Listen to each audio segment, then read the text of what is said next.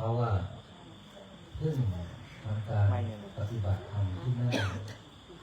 กี่วันครับที่ใน10 วันนะ10 วันพระเข้าปริวาสอยู่เป็นเขาเลยน้อยกว่าลูกน้อยกว่านะลูกเสร็จสิ้นเมื่อวันที่29 มีนาคมนะอาจารย์ไม่ผิดตั้งแต่วันที่20 มีนาถึง29มาปฏิบัติธรรมกันถ้าก่อนนั้นพระชุดนี้ได้เข้า24 รูปไม่น่าจะเจอที่เอนี่ไม่สวดมนต์เลยดึงออกจากกุฏินะที่เอหรือว่าไม่แผ่เมตตาช่วงแรกเจอม่อนนั้นชื่อว่าม่อนกระดูกม่อนนั้นชื่อว่าม่อนกระดูกก่อนที่พระอาจารย์จะเปลี่ยนเป็นม่อนพระโพธิสัตว์ถ้าอยากจะลองนั่งกรรมฐานดูอยากจะรู้ว่ากระดูกอยู่จุดไหนบ้างลองขึ้นไปดู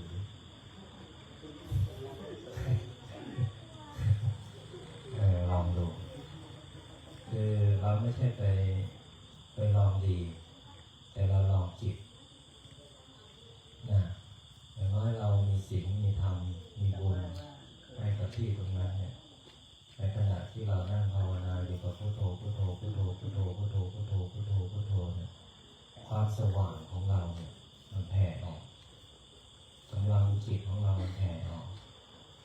แล้วก็สถานที่ตรงนั้นก็ได้รับพลังงานที่ดีพระร้อยกระโลกปฏิบัติธรรมสวดมนต์ฉันอยู่ที่นั่นการเข้าปฏิบัติก็คือการอยู่ในอาณาเขตบริเวณที่กำหนดท่านก็มีเวลาท่านมีเวลาเข้ามีเวลาออก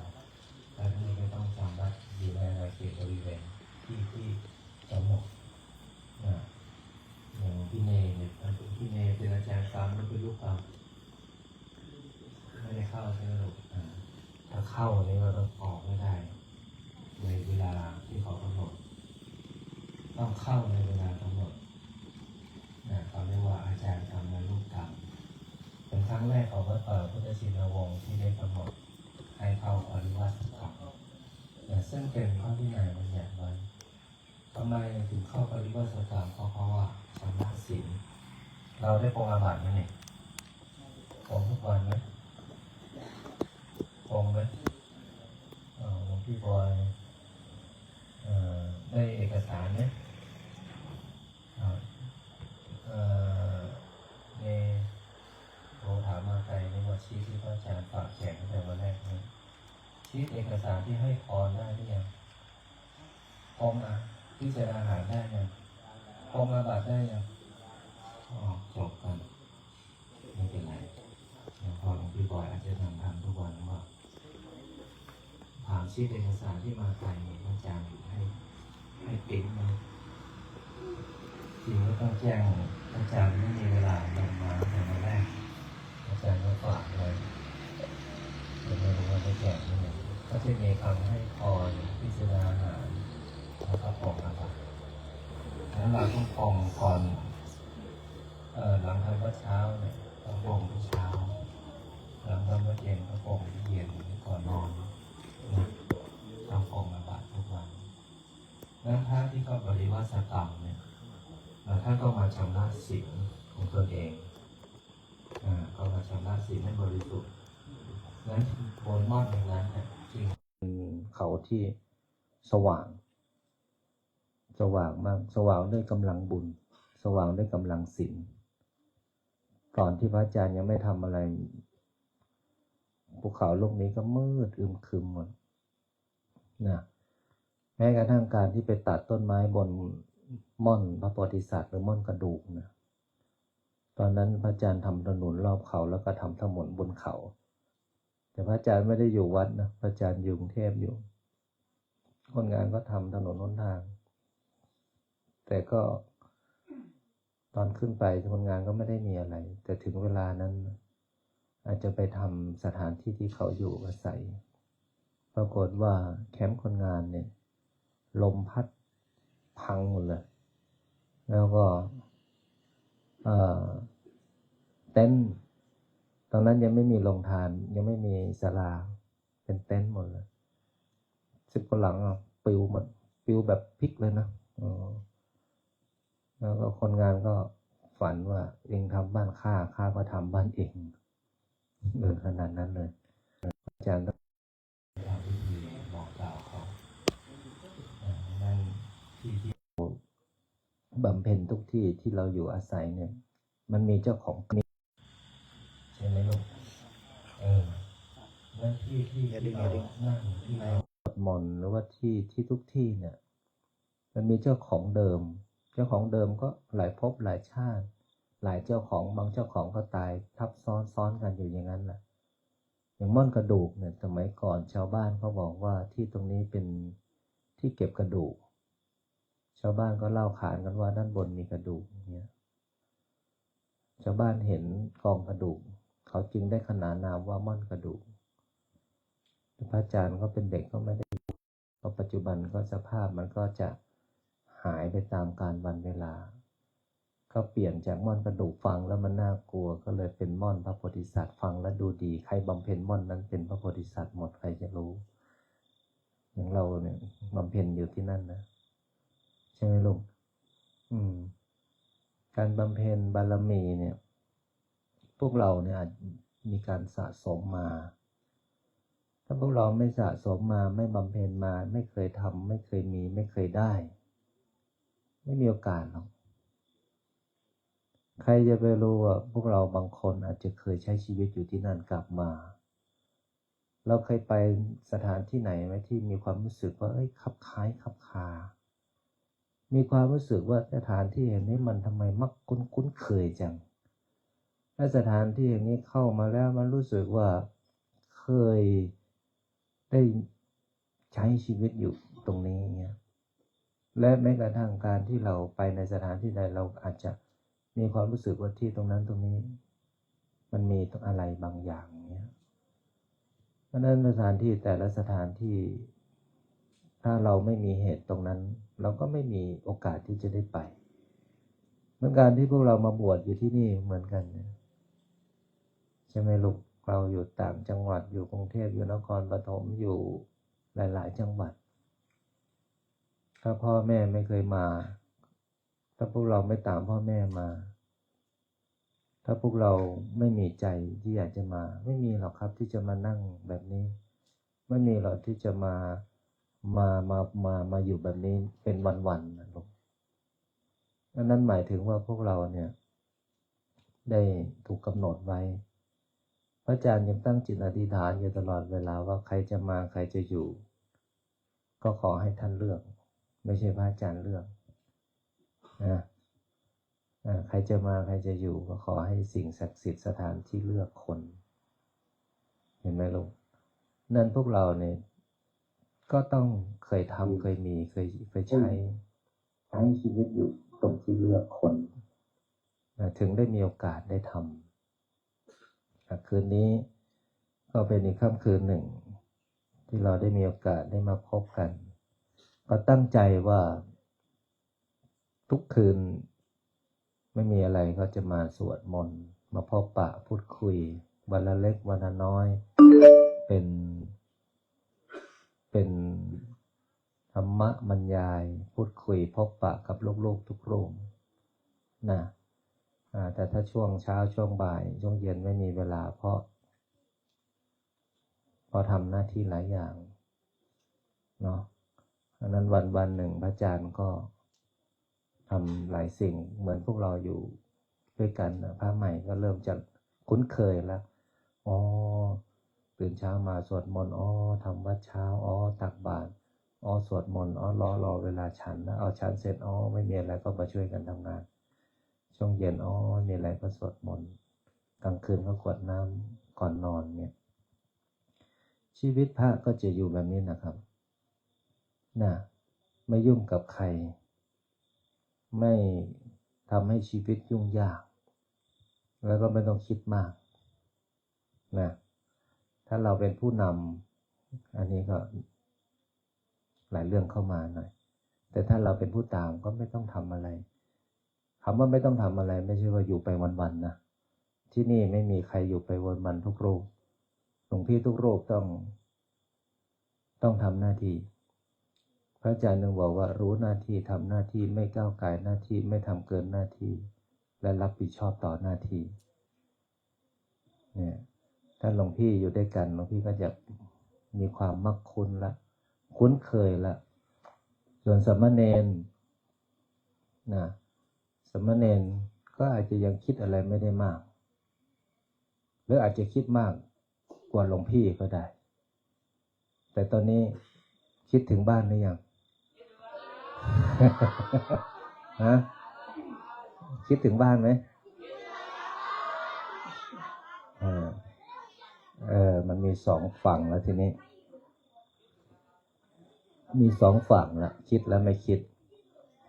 สุดท้ายแล้วก็ไม่ต้องทำอะไรก็คืออยู่กับปัจจุแค่นี้แหละข้าวก็ไม่ต้องหาใช่ไหมลูกได้รับความรู้อีกทุกอย่างนะ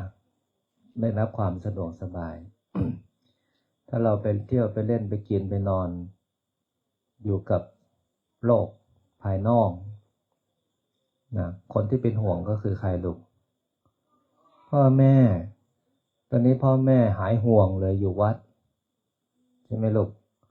ไม่ห่วงเลยช่วงแรกๆก็มาเฝ้ามาดูห่วงใยว่าลูกเราจะอยู่ได้ไหมจะร้องไห้ไหมจะฉันได้ไหมจะนอนได้ไหมจะอยู่ได้ไหมจะรอดไหมสุดท้ายรอดหมดเลยทั้งพระทั้งเนรนี่รอดหมดเลยอย่างโยมอ้วนเห็นโยมอ้วนไหมเห็นแม่ชีอ้วนไหมพี่เจี๊ยบเห็นไหมรู้จักไหมนี่เอาลูกชายมาบวชน้ำโมใช่ไหมลูกน้ำมนต์นี่น้ำมนต์เอามาบวชพี่เจี๊ยบเนี่ยเขามาช่วยดูแลตั้งแต่ปีที่แล้วนะมาช่วยดูเสื้อผ้ามาช่วยดูสิ่งไหนที่ขาดตกบกพร่องก็ช่วยกันนะอันนั้นความสะอาดสำคัญนะลูกนะที่พักของเรามีพี่หนานทีรู้จักพี่หนานทีไหมนุ่นน่ะนุ่งขาวห่มขาวนู่นนะไหมเนี่ย ถ้าเราจะให้พี่หนานทีช่วยอะไรก็บอกพี่หนานช่วยยกหน่อยขยะตรงนั้นตรงนี้ให้พี่หนานช่วยรู้จักพี่หนานทีไหมเราก็มาอยู่หลายวันแล้วทำไมเราไม่รู้จักสักทีเห็นไม่พี่หนานไม่พูดไม่คุยยิ้มอยู่นั่นน่ะไม่กล้าพูดไม่กล้าคุยเงี้ยก็คุยได้ใช้ได้นะหลวงพี่นะแล้วก็สมณเณรเพราะเขาจะเป็นคนช่วยดูแลนะอย่างคนที่ไม่ศึกจะเรียนต่อก็ถามลุงอาจารย์วัชระนนท์เห็นไหมนะลุงอาจารย์วัชระนี่เห็นไหมนะท่านเป็นอาจารย์สอนโรงเรียนพะเยาพิทยาคมเนาะแล้วก็ไปถามท่านในอาจารย์ลุงผมต้องเตรียมอะไรบ้างในการสมัครเรียนนะเดี๋ยวอาจารย์ลุงก็บอกเองแต่ถ้าจะมีรถรับส่งก็โน่นลุงเฉลิมชาตินะเห็นไหมนะนุ่งขาวนะตัวใหญ่ๆนะเห็นไหมเรามีคนดูหมดมีคนช่วยหมดดังนั้นพ่อแม่ของเราไม่ต้องห่วงเลยนะไม่ห่วงถ้าเราอยู่บ้านนะครับพ่อแม่เราก็ห่วงเรานะก็ขออนุโมทนากับหลวงพี่พระใหม่นะที่ได้มาบวชที่นี่ก็หวังว่าพวกเราจะได้รับธุระภาระในพระพุทธศาสนาเราไม่ใช่บวชเพื่อผลประโยชน์เฉพาะตนเองนะลูกนะเราได้ทำประโยชน์ให้กับวัดให้กับพ่อให้กับแม่แล้วก็ให้กับตัวเองความเหนื่อยล้าทางกายพักหายแต่ความอ่อนล้าหมดกำลังใจไม่มีที่ สิ้นสุดก็คือไม่มีพละกำลังละมันจะทำให้เราบั่นทอนชีวิตเพราะนั้นหลวงพ่อหลวงพี่ที่บวชที่นี่ท่านได้ช่วยงานวัดท่านได้ต่ออายุพุทธศาสนาท่านได้ทำเพื่อประโยชน์ส่วนรวมท่านเป็นผู้ที่เสียสละนะถ้าท่านไม่เสียสละท่านจะไม่มีโอกาสที่จะมานั่งแบบนี้เลยเสียสละชีวิตของความเป็นปุถุชนคนธรรมดาการงานครอบครัวบริวารที่ท่านสละพักไว้แล้วมาบวชเนี่ยท่านได้ทำหน้าที่ของท่านอย่างสมบูรณ์ของลูกผู้ชายแล้วก็ทำหน้าที่สมบูรณ์ของอุบาสกแล้วก็ทำหน้าที่ดีเพราะไม่ได้บวชแล้วไม่มีประโยชน์ท่านบวชแล้วท่านทำและท่านยังถามนี้ว่ามีอะไรให้ทำอีกใช่ไหมหลวงพี่เนนี่ดังนั้นสิ่งนี้แหละจึงน่าชื่นชมกับการบวชของทุกรูปการที่ท่านจะบวชแล้วได้หรือไม่ได้อย่าคิดว่าทุกอย่างที่ทำแต่ละวันไม่ได้อะไรเราต้องคิดว่าเรามีประโยชน์ได้ทำในการที่เราจะได้ช่วยเหลือพระพุทธศาสนาและก็แผ่กำลังบุญกุศลให้กับคนที่รักและก็ตนเองก็ขออนุโมทนาชื่นชมทุกรูปทั้งพระสงฆ์และสามเณรที่ได้บำเพ็ญปฏิบัติธรรมไม่มากก็น้อยกับการวันเวลาที่ผ่านไปแต่ละวันคืนหวังว่าพวกเราจะได้รับสิ่งดีๆในชีวิตที่ยังมีลมหายใจเอาล่ะค่ำคืนนี้พระอาจารย์จะนำสวดมนต์นะขอให้ทุกรูปตั้งใจเปิดหนังสือไปหน้า244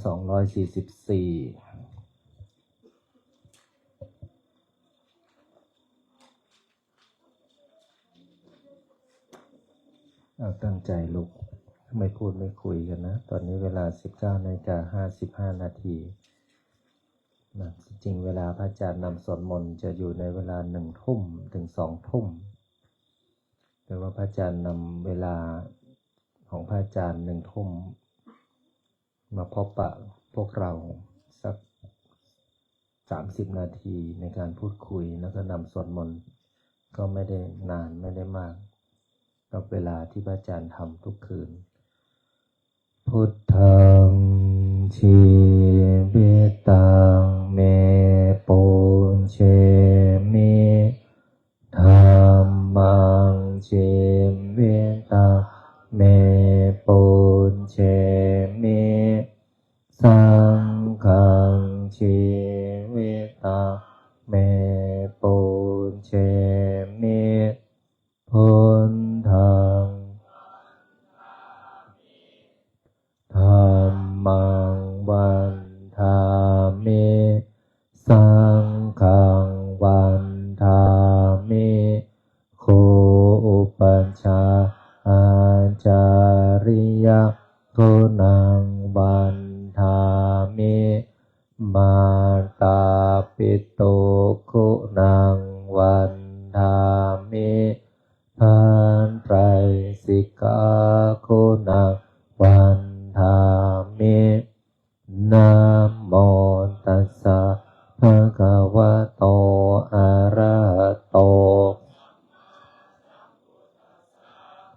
นะโมตัสสะภะคะวะโตอะระหะโตสัมมาสัมพุทธัสสะนะโมตัสสะภะคะวะโตอะระหะโตสัมมาสัมพุทธัสสะพุทธังสรณังคัจฉามิธัมมังสรณังคัจฉามิสังฆังสรณังโทติยัมปิพุทธังสรณังคัจฉามิโทติยัมปิธัมมังสรณังคัจฉามิโทติยัมปิขังสรณังคัจฉามิติยั ยัมปิพุทธังสรณังคัจฉามิตติยัมปินังคัจฉามิตติยัมปิธังสรณังคัจฉามิปานาติปาตามณีสิกขาปะทังสมาธิยามิอาทินนาทานาเวรมณีสิกขาปะทังสมาธิยามิกาเมสุมิชฌาจาราเวรมณีสิกขาปะทังสมาธิยามิโมสาวาทาเวรมณีสิกขาปะทังสมาธิยามิระยามัชฌาปมาทฐานาเวรมณีสิกขาปะทังสมาธิยามิมานิปัญจสิกขาปทานิสมาธิยามิอิมานิปัญจสิกขาปทานิสมาธิยามิอิมานิปัญจสมาธิยามิสีเรนะสุขติงยันติสีเรนะโภคสัมปทาสีเรนะนิพุติงยันตินะเยนะโมตัสสะภะคะวะโตอะระหะโตสัมมาสัมพุทธัสสะนะโมตัสสะภะคะวะโตอะระหะโตสัมมาสัมพุทธัสสะภะคะวะโตอะระหะโตสัมมาสัมพุทธัสสะพุทธังอาราธนานังกะโรมิธัมมังอาราธนานังกะโรมิสังฆังอาราธนานังกะโรมินะโมโพธิสัตว์โตอาคันติมายาอิติภะคะวานะโมโพธิสัตว์โตอาคันติมายาอิติภะคะวานะโมโพธิสัตว์โตยาอิติภะคะวานะโมโพธิสัตว์โตมาปัญโยนะโมโพธิสัตว์โตพรหมปัญโยนะโมโพธิสัตว์โตโยนโทโสโมหจิตเตนะพุทธัสสมิงปัมปะกะโตมายาคมะทะเมกะตังโทสัพพะปะปังวินาสันโตโยนโทโสโมหจิตเตนะธัมมะสมิงปัมปะกะโตมายาคมะทะเมกาตังโทสังสัพพะปะปังวินาสันโตโสโมหจิตเตนาทังคัสสมิงปามปะกะโตมายาคมะทะเมกาตังโทวินาสันโตนะโมตัสสะภะคะวะโตอะระหะโตสัมพุทธัสสะนะโมตัสสะภะคะวะโตอะระหะโต ตัสสะนะโมตัสสะสัมมาสัมพุทธัสสะนะโมพุทธายะพระพุทธไตรรัตนญาณมณีนพรัตน์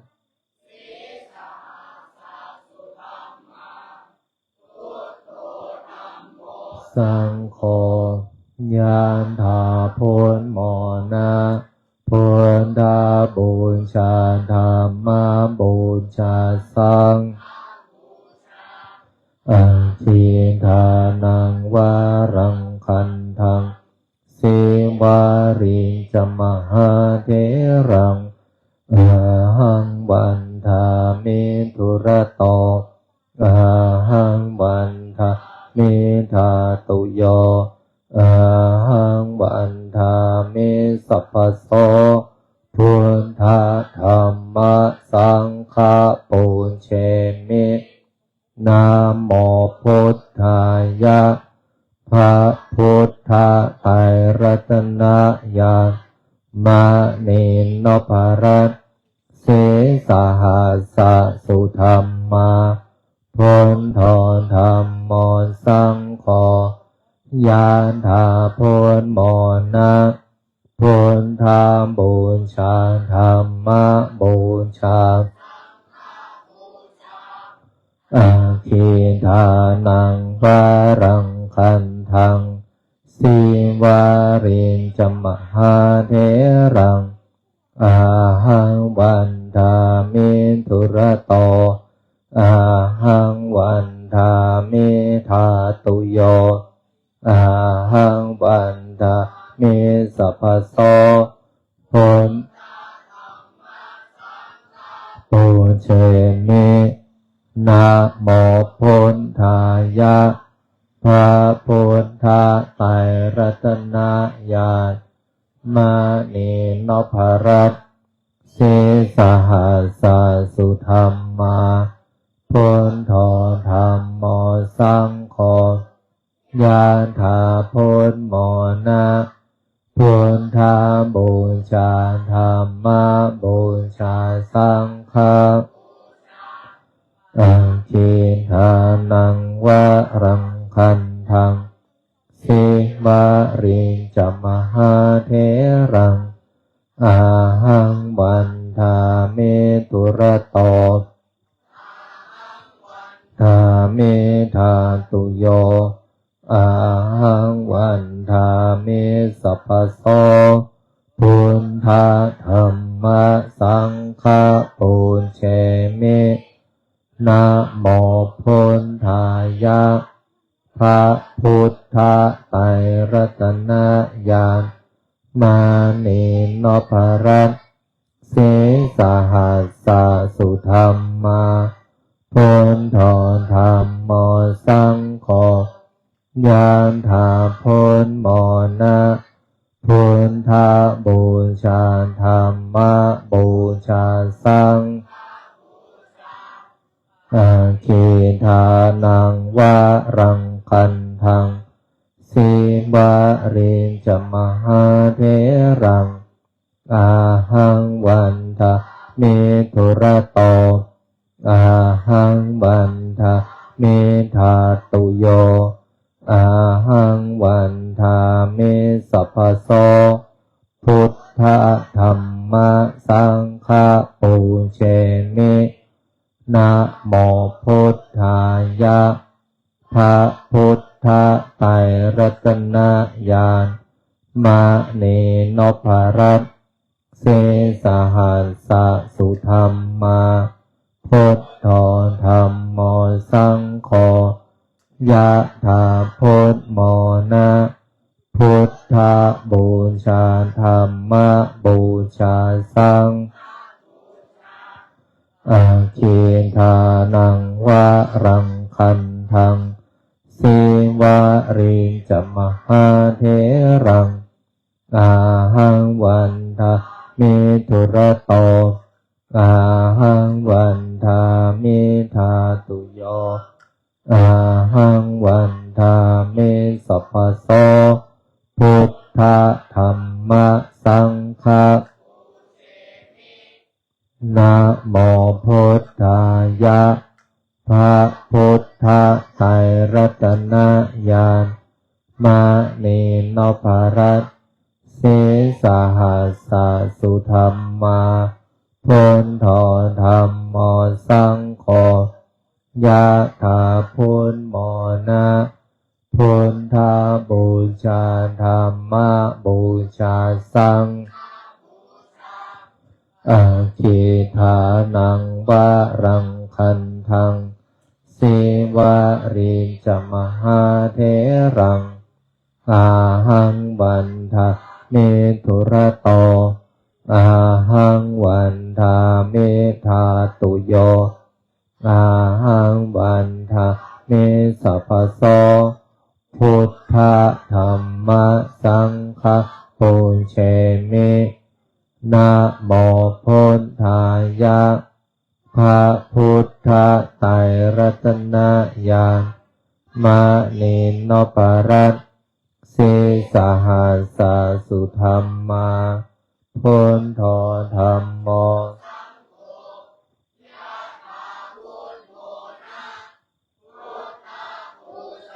ธัมมาบูชาสังฆบูชาอาคิทานังวะรังคันทังสิวะริจมหาเถรังอาหังวันทาเมธุระโตอาหังวันทาเมธาตุโยธาเมสัพพโสพุทธธัมมสังฆปุญเชมินะโมพุทธายะพระพุทธไตรรัตนญาณมานีนพรัตน์เสสหัสสะสุธรรมาพุทโธธัมโมสังโฆยะถาพุทโมนะพุทธบูชาธัมมบูชาอาคิทานังวะรังคันทังสิวะริจมหาเถรังอาหังวันทาเมธุระโตอาหังวันทาเมธาตุโยอาหังวันทาเมสัพพโสพุทธธัมมสังฆปุญเชมินะโมพุทธายะพระพุทธไตรรัตนญาณมานีนพรัตน์เสสหัสสะสุธรรมาพุทโธธัมโมสังโฆยะถาพุทธบูชาธัมมบูชาสังฆบูชาอาคิทานังวะรังคันทังสิวะริจมหาเถรังอาหังวันทาเมธาเมธาตุโยอาหังวันทาเมสัพพโสพุทธธัมมสังฆปุญเชมิ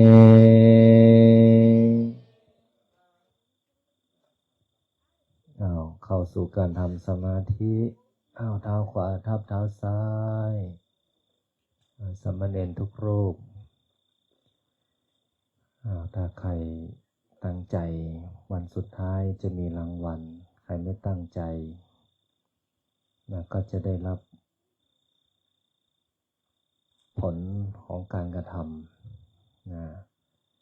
ตั้งใจเท้าขวาทับเท้าซ้ายมือขวาทับมือซ้ายตั้งตัวให้ตรงหลับตาลงปิดวาจาห หายใจเข้าพุทหายใจออกโทเมื่อวานพระอาจารย์ให้กำหนดที่ลมหายใจพุทโธพุทโธพุทโธพุทโธพุทโธสามเณร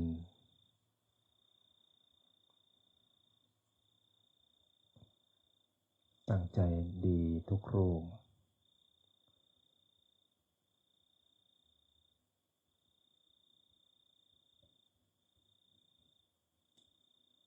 ส่งบุญไปให้พ่อให้แม่ของพวกเรา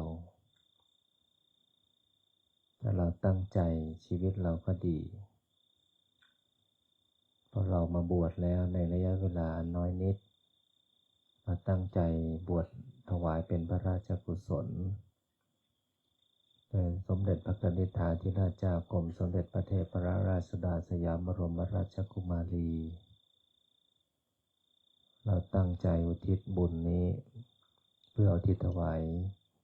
ในดวงทิพย์วิญญาณของ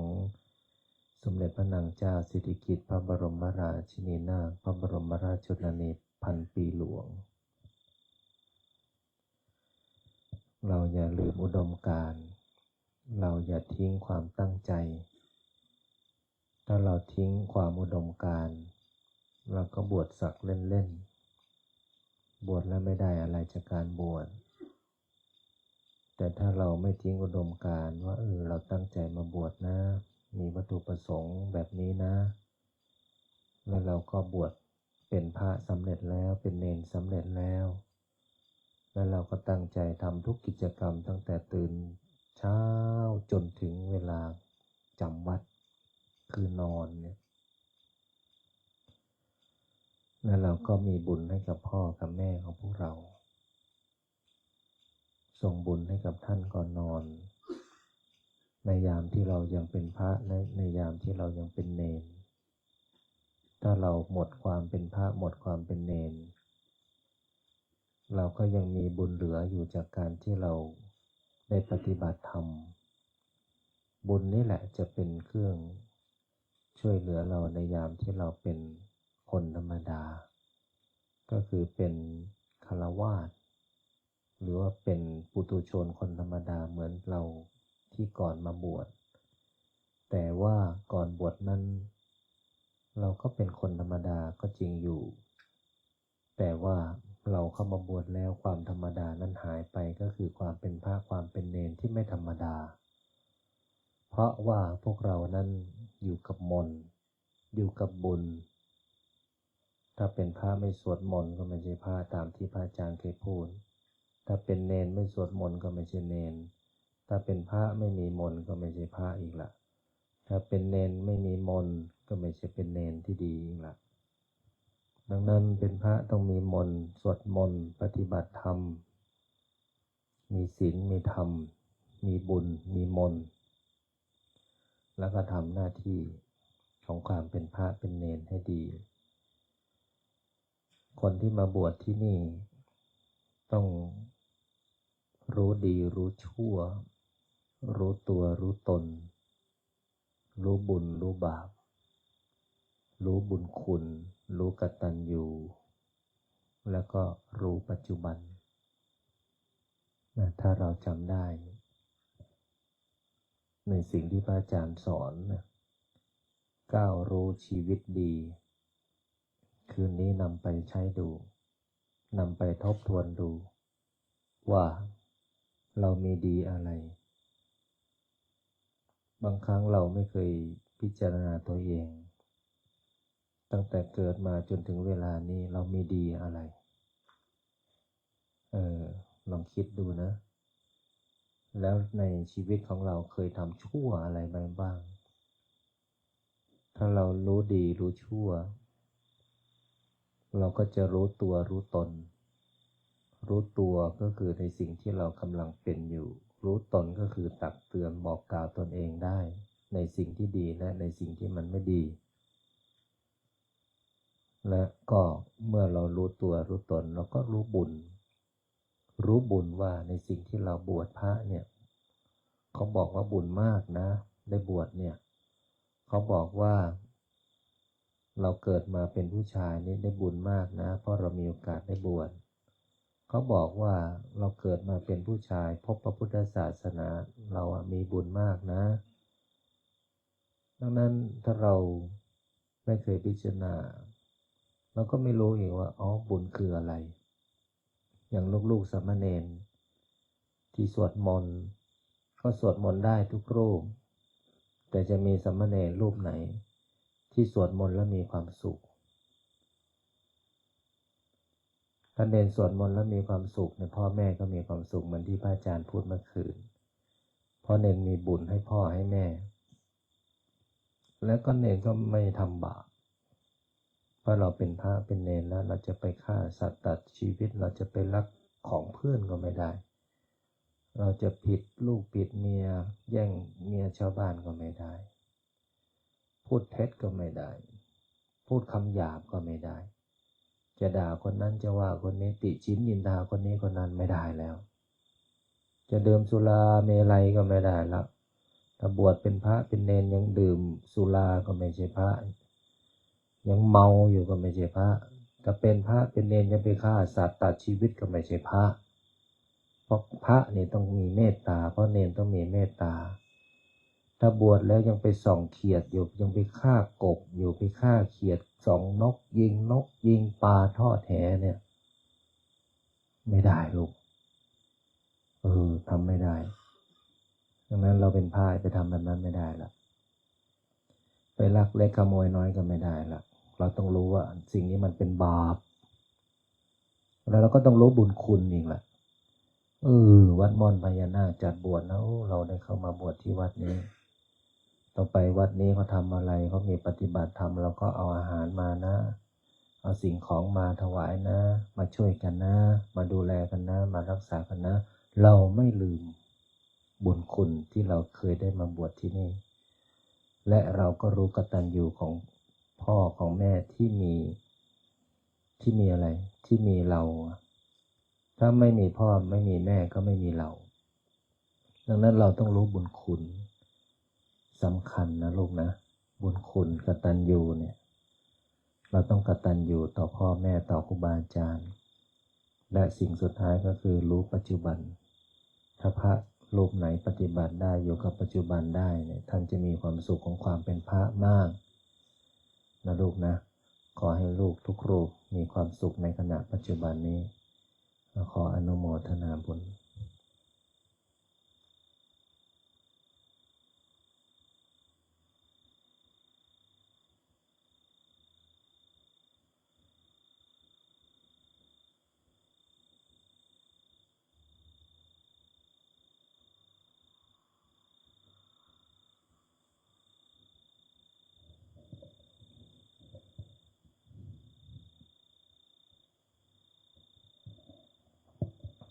พอสมควรเก็บเวลานะให้พวกเราได้ถอดถอนคลายออกจากสมาธิ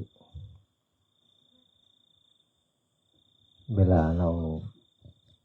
เนรอาจจะไม่มีสมาธิแต่ว่าพระนี่เวลาออกจากสมาธิก็ค่อยๆถอยออกถ้าท่านดิ่งแล้วท่านนิ่งแล้วท่านกำหนดลมหายใจต่อไปเลยแต่ถ้าท่านนิ่งจนลมหายใจมันละเอียดจนเบาจนสงบจนกายท่านหายมีแต่จิตดวงเดียวกายไม่รู้สึกปวดไม่รู้สึกเมื่อยไม่รู้สึกอะไรทั้งสิ้นไม่รู้สึกถึงความเหน็บชาเลยนั่นน่ะท่านสมาธิดิ่งแล้วถ้าท่านได้สมาธิแบบนี้เนี่ยนะท่านจะมีความเยือกเย็นมีความสุขขุมแต่ถ้าท่านนั่งแล้วยังฟุ้งอยู่ยังไม่ได้นะผ้าใหม่นะถ้าท่านนั่งแล้ววันนี้สงบดีจังวันนี้นิ่งจังวันนี้เบาจังทำสมาธิต้องเบานะแต่ท่านหนักหัวเมาหัวหนักไหลหนักไปทั้งตัวอันนั้นยังไม่ดีมันเราสวดมนต์สวดมนต์เบาๆคำว่าเบาๆคือจิตเบาๆนะลูกนะค่อยๆฝึกค่อยๆรู้ถ้าท่านได้ในสิ่งที่ท่านปฏิบัติบางครั้งท่านไม่รู้ตัวว่าท่านได้บางท่านไม่รู้ตัวว่าท่านสงบพอเรารวมกับเด็กนะแต่ถ้าท่านอยู่บนเขาถ้าท่านสงบนิ่งเย็นท่านเข้าไปเลยเข้าอีกภพไปเลยนะ ถ้าถอยไม่ออกนึกถึงเดี๋ยวเราจะไปหากันในภพนั้นนะเนาะยิ่งตี 1 ตี 2ภาวนาเลยนะเนาะท่านมีเวลาน้อยนะแต่ถ้าท่านมีเวลามาก1 พรรษาพระอาจารย์15 วันผมยังไม่ชำเลยผมขอ1 พรรษาได้ไหม3 เดือนเนี่ยผมจะจำพรรษาเองมาเนาะในพรรษาเนี่ยผมพาไปโน่นแล้วเขาโน่นเขานี่แต่อยู่ในอาณาเขตบริเวณวัดหมดนะเอาสามเณรพนมมือนิ่งดีมาก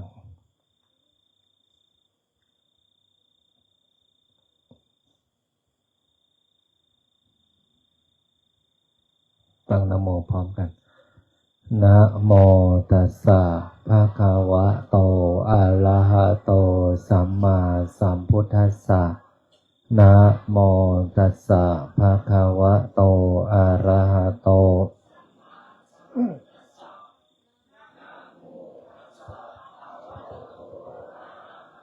สัมมาสัมพุทธัสสะพุทธังสรณังคัจฉามิพระพุทธเจ้าเป็นที่พึ่งเป็นสรณะของข้าพเจ้าธัมมังสรณังคัจฉามิพระธรรมเป็นที่พึ่งเป็นสรณะของข้าพเจ้าสังฆังสรณังคัจฉามิพระสงฆ์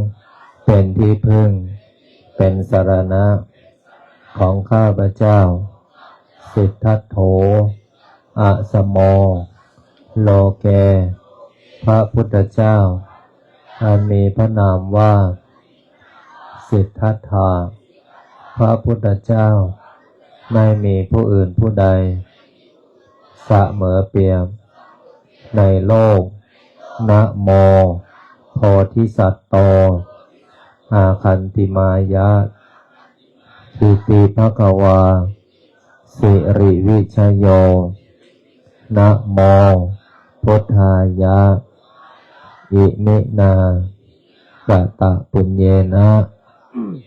ด้วยอำนาจบุญกุศลที่เกิดจากการให้ทาน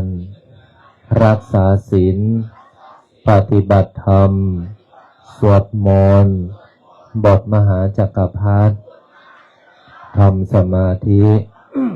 แผ่เมตตาบทน้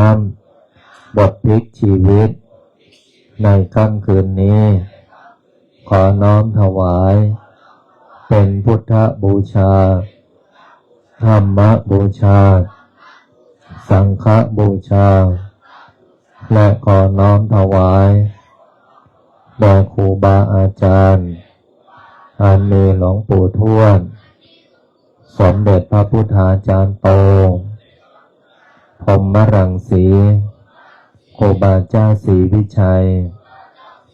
นักบุญแห่งล้านนาหลวงปู่ดูเจ้าของบนมหาจักรพรรดิหลวงพ่อเกษม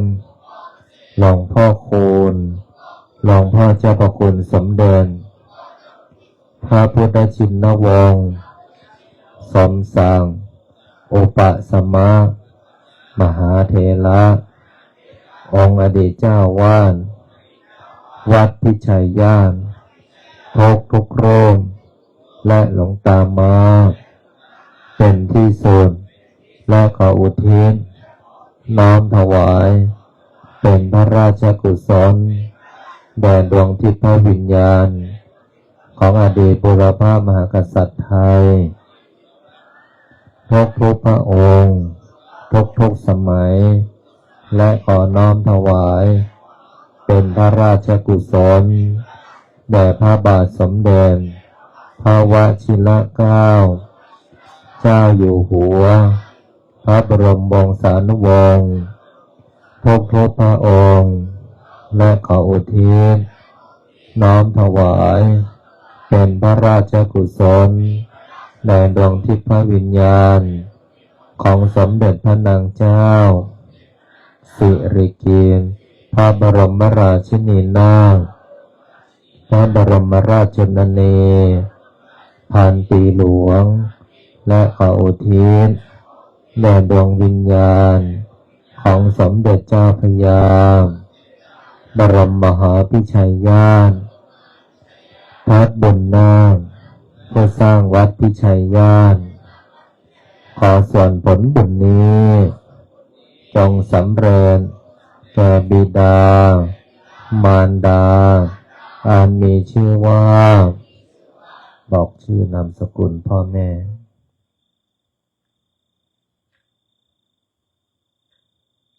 ขอให้บิดามารดาของข้าพเจ้าจงมีแต่ความสุขขอส่วนผลบุญนี้จงสำเร็จแก่ครูประชาอาจารย์ญาติพี่น้องทั้งหลายเจ้ากรรมนายเวรทั้งหลายเจ้าที่เจ้าทางเจ้าที่ที่บ้านเจ้าที่ที่ทำงานเจ้าที่ที่วัดพิชัยญาณเจ้าที่ที่วัดห้วยสายขาวเจ้าที่ที่วัดป่าพุทธชินวงศารามเจ้าที่ที่วัดป่าภาวนาพิลมโดยเทพเทวดาประจำตัวของข้าพเจ้าเทวดา16ชั้นฟ้า15ชั้นดิน14ใต้บาดาลเปรตทั้งหลายสรรพสัตว์ทั้งหลายมากมายไม่มีประมาณทั้ง31ภูมิพระแม่ธรณีพระแม่คงคาแม่พระเพิงแม่พระพายแม่พระโพธิ์ศพท้าวจตุโลกบาลทั้งสี่ท้าววิรูปังท้าววิรุณหงส์ท้าวทัตตร้อนท้าวเวสสุวรรณผู้เป็นใหญ่ในทิศทั้งสี่พระสยามเทวาธิราชเจ้าเราพญาครุฑทั้งหลายเราพญานาคทั้งหลายทั้งสี่ตระกูลนาคาธิบดีทั้ง9พระองค์วิรูปักโขนาคาธิบดีองค์ญาณนพเกณฑ์นาคินีสัตตนาคราชพญามุจรินการนาคราชวาสุกีนาคราชพระแม่โสมาศรีวิกานาคเทวีพญาธุมสิกขีนาคราชพญานาคกวานพะเยาพญาสุวรรณนาคราชพญานาคณสถานที่แห่งนี้เราพญางูทั้งหลายองค์พญางูเพืองพญาเกศแก้วขอท่านทั้งหลายจงขึ้นมาจงมีส่วนในบุญของข้าพเจ้าในค่ำคืนนี้ขอส่วนผลบุญนี้จงส่งผลให้ข้าพเจ้าจะกระทำการงานสิ่งใดในพื้นปัตตภีนี้ไม่ว่าบนบกในน้ำในอากาศขอการงานสิ่งนั้นจงพันสำเร็จคำว่าไม่ได้คำว่าไม่มีคำว่าขัดข้องอย่าพึงมีอย่าพึงเกิดแก่ข้าพเจ้าอันมีชื่อว่าขอให้คำอธิษฐานจิตกวดน้ำดับพลิกชีวิตในค่ำคืนนี้จงมีฤทธิ์มีฤทธิ์มีฤทธิ์มีเดชมีเดชมีเดชมีอานุภาพ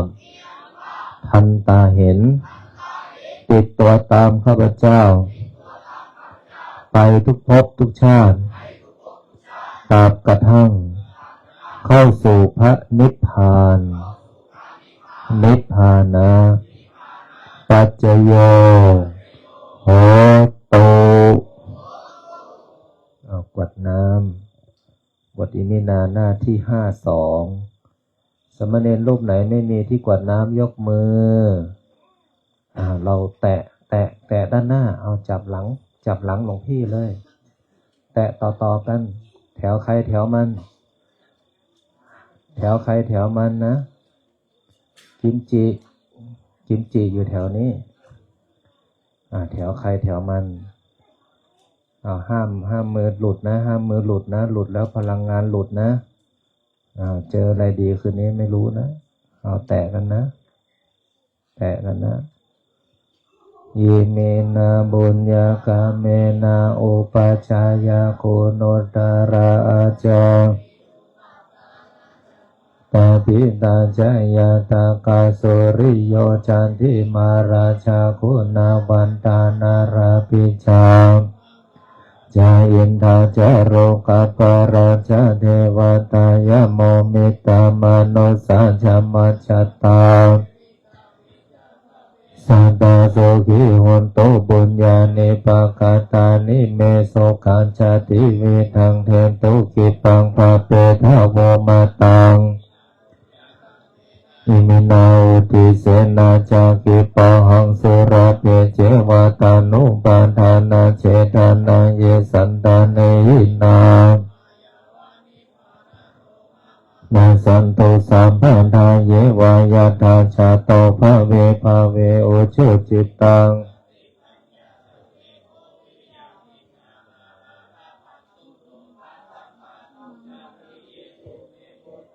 ปวารโรนาโทธัมโมนาโทวารตามโมนาโทปัญเจกาพุทโธจะสังโฆตามานุภาเวนะมาโรกาสังละพันตุมาสัมเพพุทธสัมเพธัมมาสัมเพสังฆา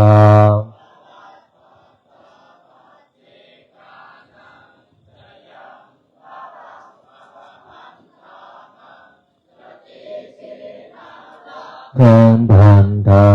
มิสัมภาโสสัมเพพุทธาสัมเพธัมมาสัมเพภรปัตตาปัจเจกานันจะยังภรังอรหันตานันพันธามิสัมภาโสสัมเพพุทธาสัมเพธัมมาสัมเพสังฆังปันตามปัญเจกานันจะยังหันตานันจะเตเจนารังธามิสัมภาโสพุทธังอธิตามิธัมมังอธิตามิสังฆังอธิตามิขออำนาจบุญกุศลที่เกิดจากการสวดมนต์บทมหาจักรพรรดิทำสมาธิแผ่เมตตากวดน้ำบทพลิกชีวิตในค่ำคืนของวันนี้บุญใดกุศลใดที่สำเร็จแล้วจงประสิทธิประทานพรให้พระสงฆ์ทุกรูปสามเณรทุกรูปตลอดถึงญาติโยมทุกคนจะมีแต่ความสุขความเจริญนึกคิดทำปรารถนาสิ่งใดขอให้สิ่งนั้นพันสำเร็จสมความปรารถนาทุกประการอีกทั้งขอให้ทุกคนทุกรูปอย่าอดอย่าอยากอย่ายากอย่าจนให้มั่งมีร่ำรวยเงินทองมีสุขภาพร่างกายที่แข็งแรงมีอายุขัยที่ยืนยาวถึง100 ปีทุกท่านทุกคนเทอญคุกเข่าขึ้นกราบพระรัตนตรัยพร้อมเพียงกันพรุ่งนี้เจอกันใหม่1 ทุ่ม อะระหังสัมมาสัมพุทโธภะคะวาพุทธังภะคะวันตังอะภิวะเทมิพุทโธเมนาโถพระพุทธเจ้าเป็นที่พึ่งของข้าพเจ้าสวากขาโตภะคะวะตาธัมโมธัมมังนามัสสามิธัมโมเมนาโถพระธรรมเป็นที่พึ่งของข้าพเจ้าสุปฏิปันโนภะคะวะโตสาวกสังโฆสา